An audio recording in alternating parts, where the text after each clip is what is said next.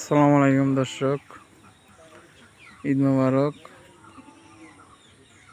দর্শক দেখেন, আমার আম গাছে এখনো আম আছে। কুরবানি ঈদের পরের দিন গ্রামে আসলাম, ঠিক সকাল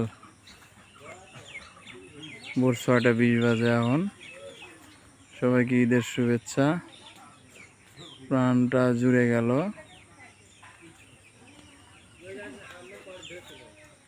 দেখেন আমের কি ফিগার। দর্শক, আমের কি ফিগার, এবং অনেক ধরে রয়েছে মাশাআল্লাহ। না খেয়ে ওদিকেও মনটা ভরে। এই আমার ছোট ছেলে। ও সুন্দর।